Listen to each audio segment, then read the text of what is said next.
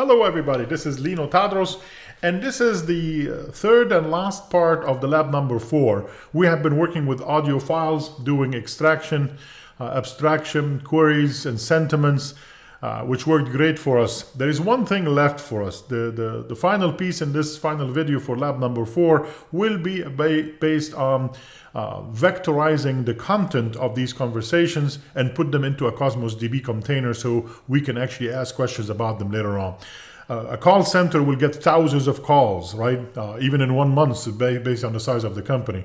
And it will be nice to actually learn from other agents' discussion with customers so that when I can ask a question, it can find it in the vectorized database and be able to tell me the answers that were given that were positive, so that I don't have too much time to spend figuring out what the answer is for a customer, for instance, or something like that. So let's go ahead and get started and do vectorization in Cosmos DB.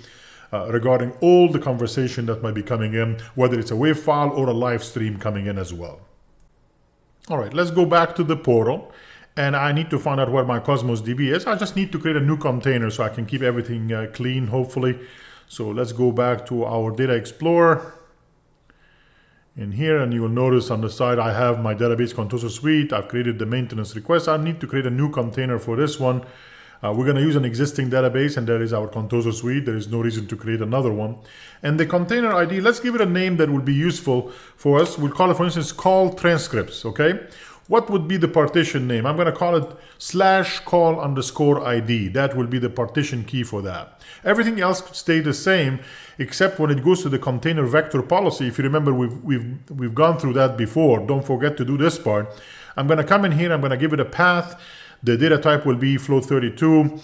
I'm still going to use the cosine as well. It's a great way for doing that. And the dimension, remember, if I'm using the 88002, this has to be 1536. Cannot be something else as well. Does that make sense? Right. I'm going to also go to the vector. It's a good idea to have this as a /request vector. That's the path I'm going to be using. And you need to know that is so that you can actually use it during the API calls from your dashboard in Python, for instance. Finally, the index type. We went through that before. You can't use flat because it's over 505 dimensions. So I'm going to use disk ANN. That's definitely the best one, especially if you have a significant amount of data. For this specific exercise, we have only one WAV file. It will not make a difference between disk ANN and the quantized flat. It would be the same for that. And I'm going to leave it at that, and we should be in good shape at this point. Let's click on OK. And wait a few seconds, and our new container with the new specification for the vector policy will be applied. You can't do this after you create it. So you cannot just create a brand new container and then come back and add the vector policy. It will not work. If you want to use the vector policy, it has to be done during the creation of the container itself. Otherwise, it will not work. All right, now that this is done, let's head back to the code under the Contoso Suite dashboard. Go to the page number 4. We've been there before for the call center. And we finished already all the sentiments. So let's go down a little bit, and there will be a very, very important function. And this one, make Azure OpenAI embedding request, passing in the text that you'd like to embed. Right now, it's not implemented. I'm just putting a placeholder in here. Let me go ahead and comment this out. As a matter of fact, I'm going to just replace this entire function right there. Let me show you what we will do in here. It's actually pretty simple, really. I'm just going to bring in all the secrets for my OpenAI endpoint, the API key, and the embedding model, which is the 88002. And then I'm going to create an instance for a client that goes against the OpenAI, specifying a specific API version. Again, you can experiment with different ones if you'd like. And then finally, I'm going to actually return the embeddings based on the text that I've inputted. All right, so I can get all the 1536 different dimensions or floats for a specific question that I ask, and that will be embedded for me and ready to go. So this is the only thing this function is doing, pretty much, using the OpenAI against the 88002 to take your question or the text being passed to it and return back the entire dimension for all the floats for that question as an embedded vector. Does that make sense? And now we need to implement the function that will end up calling this make Azure OpenAI embedding request so that we can finish the job for the vectorization. So if I go down, there is a function in here as a stub created for you, generate embeddings for call contents. And it has not been really implemented. See, there's nothing in here for the normalization of the text for tokenization or anything. So I'm going to take that and I'm going to put in the correct implementation. But it's not a big deal. It's only 3 lines. What I'm going to do is actually I'm going to normalize the text for the tokenization. That's the call content that is coming in. And then I'm going to call the embedding request that I just did so I can get the dimensions for the 1536 different floats, and I'm going to be returning the response on the first data coming back for the embedding to get that. You can imagine the last and most important piece is to have this save transcript to Cosmos DB, and that one will end up having, of course, all the information I need regarding the connection string, the endpoint, the key, the database name for the Cosmos DB being passed in here. So as a matter of fact, I'm going to take this function and I'm going to add a little bit more code. Let me go ahead and do that. Let me highlight this guy. There we go. And I'm going to be putting in the new code. It's going to be very similar. It still contains the Cosmos DB endpoint that are coming in, at least locally from my .streamlit folder. It has all the different secrets and everything else. And then for the client, I'm going to use the Cosmos client, passing in the URL for the endpoint for Cosmos DB and the credentials so I can have access to it. And the database will get that also from the Cosmos DB database name, which is Contoso Suites. And then the container client will be passed in here as well. And then finally the container.create item passing in the entire body for the transcript item as well. So this is pretty much mimicking what I did before in a previous video where we created the embedding like in Swagger, copy and pasted the array of 1536 different floats and we put it in the query itself. So this function is doing that for us. For everything else automatically by calling in the container name for call transcripts and entering the item one by one for all the WAV files. So in this case, I only have one WAV file, so I will end up with that one item inside of there as well. All right, folks, there is one piece of code that will have to be repeated, unfortunately. So now I'm going to leave this and I'm going to go to the other page number 5 called call center search. Everything we've done so far is in the call center number 4. If I go to the call center search in here, I'm going to use it for other things as well. Of course, I can write the code better so that we actually can reuse that function between the two. But this make Azure OpenAI embedding in here, let me go ahead and copy it. And I'm going to take the exact same code that I've written in the other file and I'm going to have it in here as well. Same thing, using the endpoints in the API key and the embedding model, creating the instance of the OpenAI, and then again passing in the text to be able to do the embedding on this one. So it's the same exact code between the two at this point. All right, the last piece is this make Cosmos DB vector search request. I need to actually really, it should perform what we call a vector distance query and return up to the maximum results with a minimum similarity score that I will say in percentage, what, 85%, 70%, whatever you want.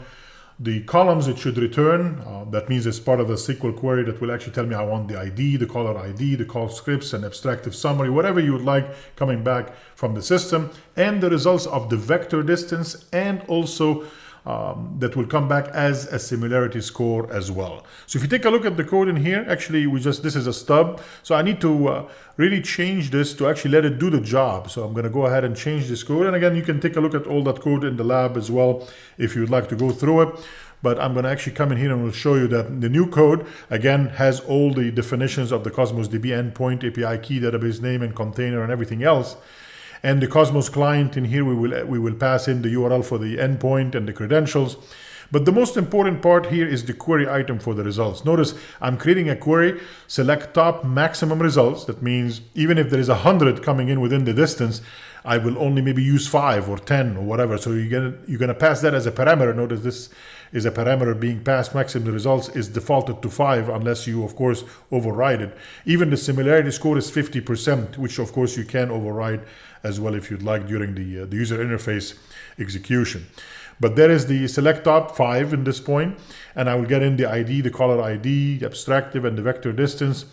And where the vector is distance, and I'm going to be passing in the request vector for all the 1536 different array of floats that I've done. And again, enable cross-partition query in case you have significant amount of data. That's an important thing for a real-life scenario as well. And at the end, we'll return the result for that. All right, I'm pretty good. There are 2 files that I made changes to. Let me save this guy. and also for the call center, and I'll save it here as well. And let's go ahead and run it again. We'll say Python mstreamlit run index.py. All right, there is the page coming up. Let me bring it into this monitor. All righty, there we go, make it maximized. So the first one is I'm going to go to the call center again. And we will do the same thing like we've done before. I'm going to browse for the file, open up our WAV file in here, and the transcript. I'm going to stop it until the 90 minutes pass by so that the transcription will take place, and I'll be right back. All right, and after 70 seconds or so it came back. It looks like all good. I'm not going to go through all of these extractive and abstractive summary. I'm only interested in the last one. When I say save to DB in here, once I click on this button, the two functions that I showed you for the page number 4 for the call center will execute to be able to do the embedding and saving into that call transcript container in Cosmos DB. Let's click on it, and hopefully that will actually work with no problems. When it comes back, it's all done and ready to go. And for me to be able to tell actually that this occurred, I can open up the Cosmos DB call transcript container in Cosmos DB and be able to see what happened in there. Let's go ahead and do that. So I'm back in the portal. I went into Cosmos DB. There is the Data Explorer. And there is my call transcript. I should have one item in there that I just did. And there it is. See this one. Good afternoon and thank you for calling Contoso Suites. The entire call in here, the entire 1536 are available as well. So that actually took place, and it's available for us under the /call ID partition key for that specific container. So it's actually working. So let me go ahead now back and try to do something even more fun. Let's go ahead the call center search, and I'm going to enter a query. So I'm going to say Control V, and I'm going to query for something called Airport Gateway Hotel. Okay, I want to find out if I would like the maximum of 5 results, and it's at 50%. Alrighty. So it should actually take my question and embed that question as well. Okay, so this has to be embedded. It has to actually end up being a 1536 different floats for that question. And then it will lay it on the sphere of the vectorized database in Cosmos DB, and it will return if the similarity score is higher or actually is 50% or higher, it will return, and I want the 50. So let's see if that actually query will come back. We'll say submit this guy. And right now it's doing it, and it did. Oh, and look at that. It's at 77%, and there is only one call that has to do with the questions that I asked that was even similar. So because it's 77%, let me move this to 80%, for instance, just to make sure that you understand that this is working. 80% means you should not find anything at all, not even 5, not even 1. So I say that, it should come back and says 0. You don't have anything. Yep, it's search completed successfully.